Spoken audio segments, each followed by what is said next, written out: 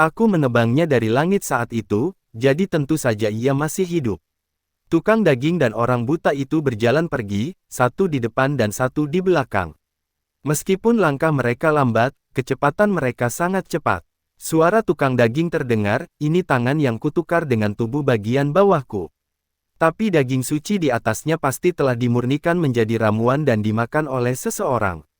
Hanya tulangnya yang tersisa. Muer, ingatlah untuk kembali ke desa untuk tahun baru.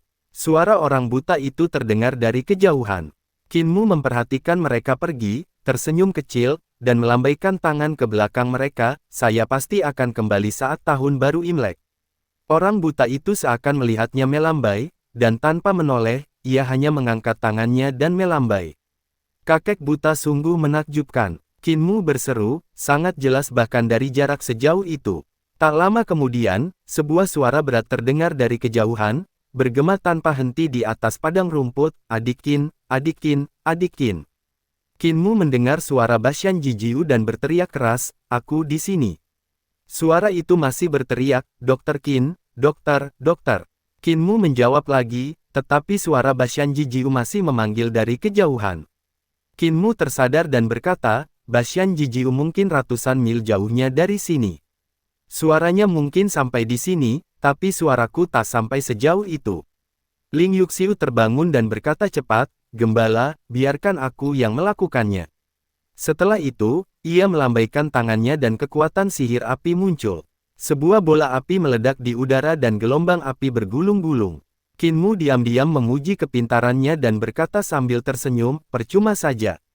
Dia masih ratusan mil jauhnya dari sini dan tak terlihat. Hu Linger dan King Niu juga terbangun.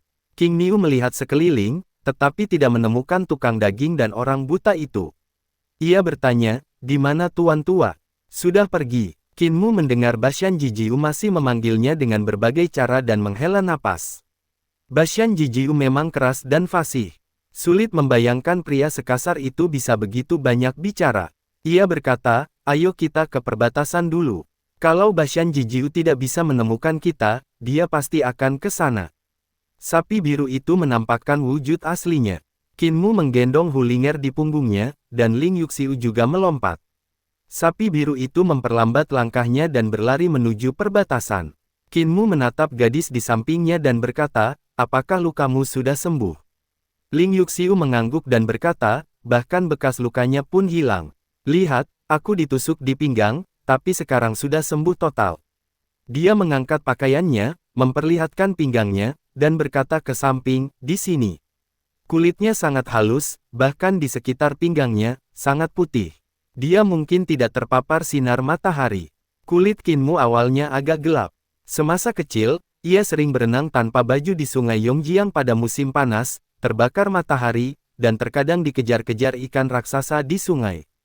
Saat ini di Akademi Tai, Kinmu tidak memiliki kesempatan untuk menanggalkan pakaiannya dan bertingkah liar, jadi kulitnya berangsur-angsur menjadi lebih putih, tetapi dibandingkan dengan Ling Yuxiu, Kinmu masih terlihat agak gelap. Kinmu mengulurkan jarinya dan menyentuh lukanya, dan masih bisa merasakan beberapa tonjolan di sana. Ling Yuxiu merasa sedikit gatal dan mulai terkikik. Kinmu berkata, jangan bergerak. Aku akan membantumu melarutkan gumpalan darah di sini, kalau tidak, akan terus membengkak. Ling Yuxiu segera berhenti bergerak dan mengangkat pakaiannya. Kinmu mengubah vitalitasnya sendiri menjadi vitalitas naga azure. Untaian vitalitas mengalir melalui ujung jarinya. Ia dengan hati-hati mengendalikan vitalitas tersebut agar meresap ke dalam kulit Ling Yuxiu dan melarutkan stasis darah. Ling Yuxiu hanya merasa mati rasa dan gatal, lalu dia terkikik lagi dan berkata, kamu membuatku sangat gatal, ada bintik aneh di sana. Kinmu bahkan tidak mengangkat kepalanya dan berkata, sabar saja. Gatalnya akan segera hilang, tapi akan sedikit sakit. Setelah beberapa saat, Ling Yuxiu merasakan sakit yang menusuk dan segera menundukkan kepalanya. Ia melihat Kinmu menggunakan sapu tangan Sutra Tianxiang untuk menyeka gumpalan darah yang keluar dari kulitnya. Setelah gumpalan darah keluar, tidak ada bekas yang tertinggal di kulit. Ling Yuxiu menurunkan pakaiannya dan mengedipkan mata besarnya, Dokter Ilahi, masih ada beberapa luka di punggungku. Aku ingin tahu apakah masih ada bekas luka yang tersisa. Hu Linger berkata dengan tegas, akulah yang mengoleskan obat pada luka di punggungmu. Sebelum mengoleskan obat, aku memeras gumpalan darahnya agar tidak meninggalkan bekas. Ling Yuxiu menatapnya. Rubah kecil itu tersenyum manis, tapi itu palsu. Rubah betina. Pikir gadis dan rubah betina itu bersamaan. Hulinger berkedip dan berkata, Saudari Yuxiu, berapa usiamu tahun ini? Mata Ling Yuxiu berkedip saat dia bertanya, berapa umurmu? Saya berusia 12 tahun. Saya berusia 16 tahun. Anda 1 tahun lebih tua dari tuan muda. Ling Yuxiu merasa seolah-olah seekor rubah kecil telah menerkamnya dan menusuk jantungnya 2 kali, membuatnya merasa sangat terluka. Meskipun rubah itu kecil, serangannya begitu kejam dan tiba-tiba, membuatnya tak mampu membela diri. Dia sudah lama menyadari bahwa rubah kecil itu punya niat buruk. Setiap malam, ia sengaja merangkak ke tempat tidur Qinmu, berpura-pura tidak tahu apa-apa. Ia sangat imut dan tidak punya kendali diri sama sekali. Dan sekarang, pelacur kecil ini mulai mengambil inisiatif untuk menyerang. Meskipun Ling Yuxiu biasanya riang dan tampak seperti gadis berhati besar, dengan keberanian dan kemurahan hati yang jarang terlihat pada gadis lain, ia juga memiliki sisi yang lembut. Ia tersenyum manis dan berkata, Kak Ling, bulu di cakarmu sangat lembut. Bagaimana kalau kau coba mengubahnya menjadi tangan manusia?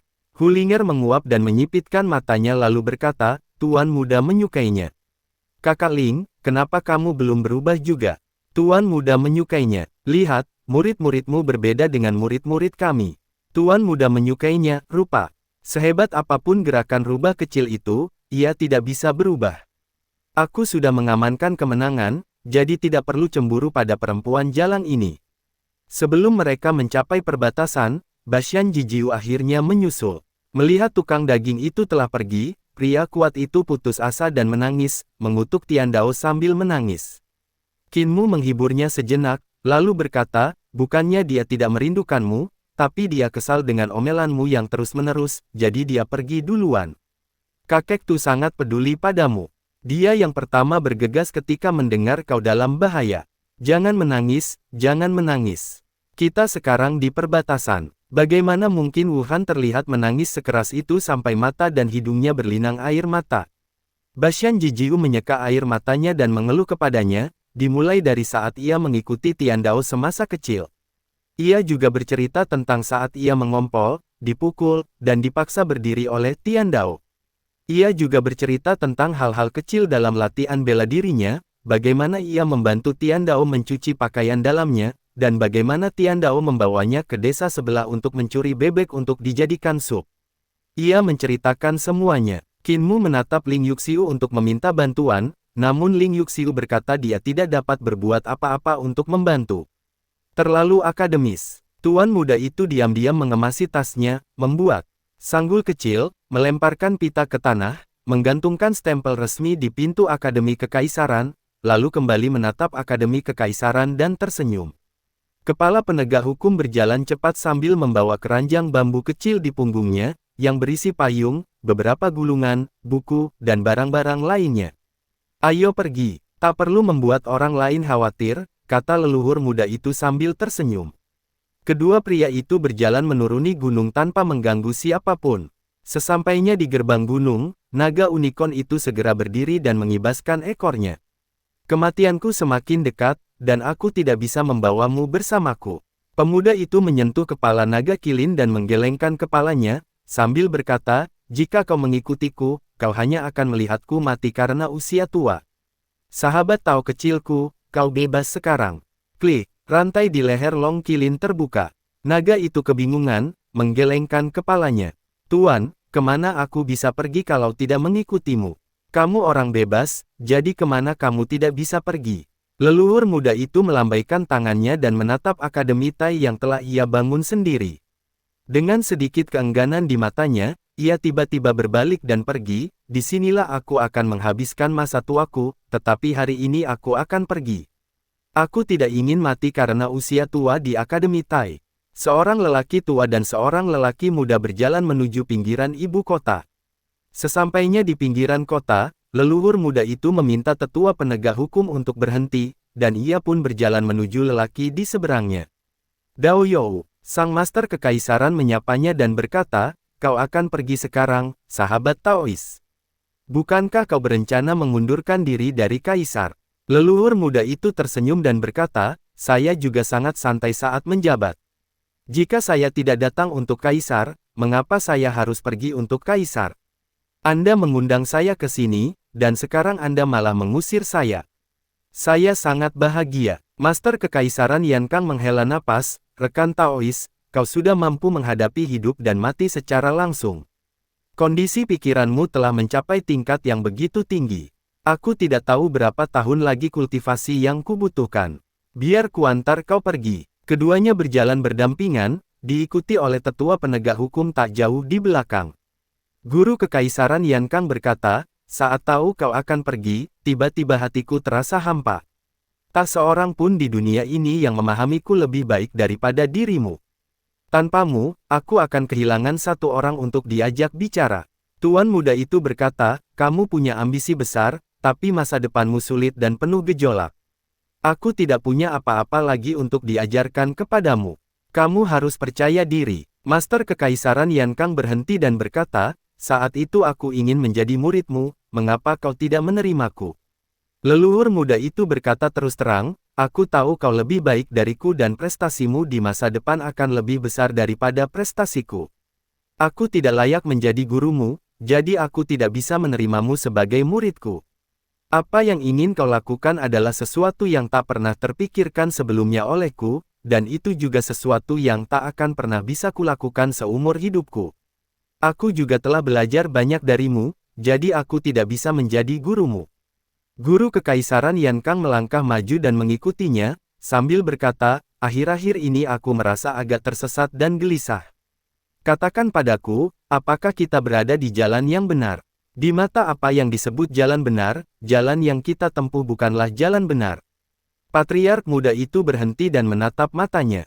Kami mendirikan sekolah dasar dan universitas, mereformasi sekte-sekte, dan mengintegrasikan pengetahuan berbagai sekte untuk mengajar para cendekiawan, menjadikan rakyat jelata setara dengan para murid. Mereka menganggap ini sebagai ajaran sesat dan dosa yang tak terampuni. Tapi di dalam hati kami, inilah jalan yang benar, jangan pedulikan apa kata orang lain, apa yang benar tetaplah benar, tidak akan menjadi salah karena gonggongan para bajingan. Tubuh Master Kekaisaran Yan Kang sedikit gemetar. Apa yang harus kau lakukan terlalu besar, dan jalan di depan penuh duri. Masa hidupku hampir berakhir, dan aku tak bisa lagi membantumu. Kau harus mengandalkan dirimu sendiri. Leluhur muda itu tersenyum dan berkata, kembalilah. Master Nasional Yan Kang membungkuk dalam-dalam ke tanah, terima kasih atas dukungan Anda selama separuh hidup. Sang tuan muda membalas sapaannya, karena kita berada di jalan yang sama, sudah seharusnya kita saling mendukung. Tuan Kekaisaran Yan Kang berbalik dan pergi, pakaiannya berkibar, menghilang di tengah kerumunan besar ibu kota. Patriark muda itu berdiri dan memanggil penatua penegak hukum, ayo pergi, saatnya tuan muda naik tahta. Di perbatasan, Bashan Jiji, dengan wajah muram, memimpin Kinmu dan Ling Yuxiu ke kamp barbar, merasa sangat tidak senang. Komandan barbar melihat mereka kembali, wajahnya sedikit berubah, lalu melangkah maju dan berkata, Wuhan, Tanah Suci telah memerintahkan bahwa jika kami bertemu denganmu, kami tidak akan membiarkanmu keluar. Mata Bashan Jijiu tampak muram, dan dia berkata dengan dingin, apakah kamu ingin mati? Komandan barbar itu bergidik dan melihat sekeliling. Bashan Jijiu melirik para jenderal di sekitarnya dan berkata dengan dingin, kalian semua ingin mati. Komandan barbar itu berkata dengan bibir atas yang kaku, beralih. Pintu gerbang pun terbuka. Lalu keluarlah imam kepala basan dari pintu gerbang itu dengan menunggang seekor lembu. Kinmu menoleh ke belakang dan melihat seorang barbar muda sedang berlatih tinju di menara. Ia begitu bersemangat hingga tak bisa menahan diri untuk mendesah. Barbar muda itu menyadari ada yang mengintip dan segera berhenti, menunduk.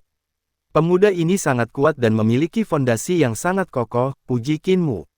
Pemuda itu menatapnya, matanya berbinar, lalu berteriak, Wuhan. Namaku Pangong Tao, putra bungsu Raja Padang Rumput.